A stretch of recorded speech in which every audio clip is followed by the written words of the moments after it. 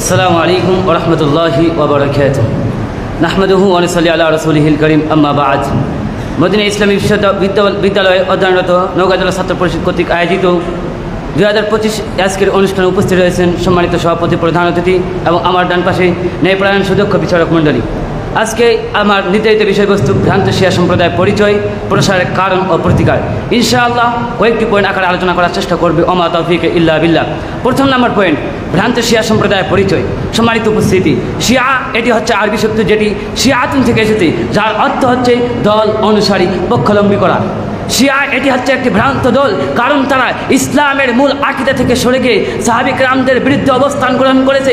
বিশেষ করে আবু বকর, ওমর, উসমান রাদিয়াল্লাহু তাআলা আনহুমকে তারা অস্বীকার করে এবং একমাত্র আলী ইবনে আবি তালিব রাদিয়াল্লাহু তাআলা আনহুকে বৈধ খলিফা হিসেবে মনে করে। তাদের অনেকগুলো গোষ্ঠী রয়েছে, যেমনইভাবে রাফেজি এবং ইমামিয়া, সুফিবাদী, এই সমস্ত দল তারা কুরআন সুন্নাহকে অপব্যাখ্যা করে থাকে। ইমাম ইবনে তাইমিয়া রাহিমাহুল্লাহ মানহাজুস সুন্নাহ ওয়ান নববিয়্যার মধ্যে বলছেন যে শিয়া হচ্ছে মুসলিম জাতির মধ্যে সবচেয়ে বড় বিদআতি গোষ্ঠী। তারা এমন ধরনের আকীদা পোষণ করে যা কুফরি পর্যন্ত পৌঁছে যায়। দ্বিতীয় নম্বর পয়েন্ট, শিয়া সম্প্রদায় প্রসারের কারণ। তাদের অনেকগুলো কারণ রয়েছে, কয়েকটি কারণ উল্লেখ করব। প্রথম নাম্বার, ধর্মীয় জ্ঞান না থাকা। দ্বিতীয়ত, সহিহ আকীদার অভাব। তৃতীয়ত হচ্ছে কুরআন সুন্নাহ থেকে বিমুখ হয়ে যাওয়া। চতুর্থত, সাহাবীদের মর্যাদা না জানা এবং তাদের অনুসরণ না করা। পঞ্চমত, ইতিহাস সম্পর্কে না জানা। ষষ্ঠত হচ্ছে এই কারবালার ইতিহাস সম্পর্কে অতিরঞ্জন করা। সপ্তমত, মিডিয়া এবং প্রযুক্তির মাধ্যমে এশিয়া সম্প্রদায় প্রচার হতেছে।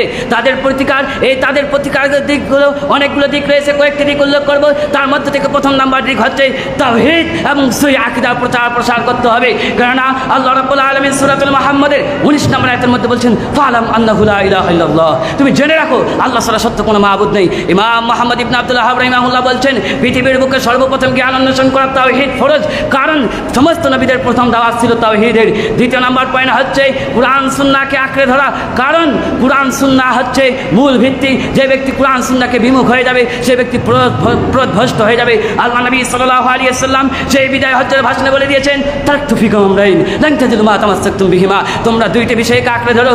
আমি তোমাদের কাছে দুইটি বিষয় ছেড়ে যাচ্ছি, যতক্ষণ পর্যন্ত এই দুইটি বিষয় আঁকড়ে ধরবে তোমরা পথভ্রষ্ট হবে না।